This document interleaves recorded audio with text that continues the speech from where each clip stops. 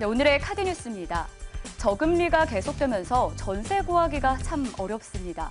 아무래도 집주인들이 낮은 이자 탓에 전세보다는 월세를 선호하기 때문인데요. 특히 서울의 경우 이런 현상이 더 심각합니다.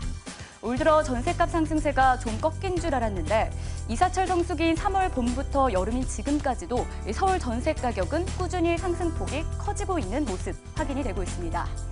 하지만 일부 지역을 중심으로는 이런 분위기가 조금 달라지고 있습니다. 대표적인 곳이 바로 송파인데요.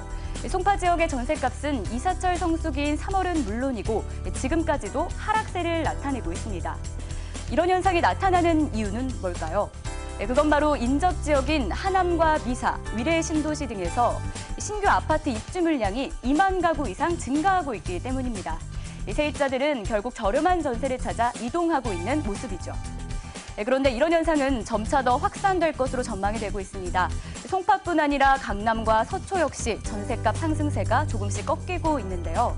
특히 매주 상승세를 보였던 강남의 경우에는 6주 만에 전셋값이 보합을 나타냈고 서초는 지난 18일 기준 전주 대비 전셋값이 0.15%나 하락하는 모습을 보였습니다.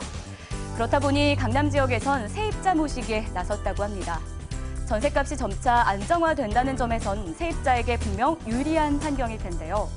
특히 올 8월에서 10월 석 달간 전국에 7만 가구, 이 가운데 서울과 수도권의 경우 3만 4천여 가구가 입주를 앞두면서 전세난은 다소 해소될 것으로 전망이 되고 있습니다. 하지만 문제도 있습니다. 이렇게 입주 물량이 쏟아지면서 전셋값이 하락할 경우 매매값 하락으로 이어질 수 있는데요. 그로 인해 집주인들은 만기가 됐을 때 전셋값을 내놓지 못하는 결국 깡통 전세 주의보까지 확대가 되고 있습니다. 특히 전세를 안고 적은 금액으로 투자를 하는 경우에도 이런 전셋값 하락이 큰 리스크가 될 수 있겠습니다. 이 때문에 주택 매매 가격에서 전세 가격이 차지하는 비율이 너무 높은 경우라면 전세금 일부를 월세로 돌리거나 또 전세 보증보험에 가입해서 위험을 분산시키는, 아무래도 위험한 상황에 놓이지 않도록 미리미리 대비하는 것도 필요해 보입니다. 지금까지 TV로 보는 카드뉴스였습니다.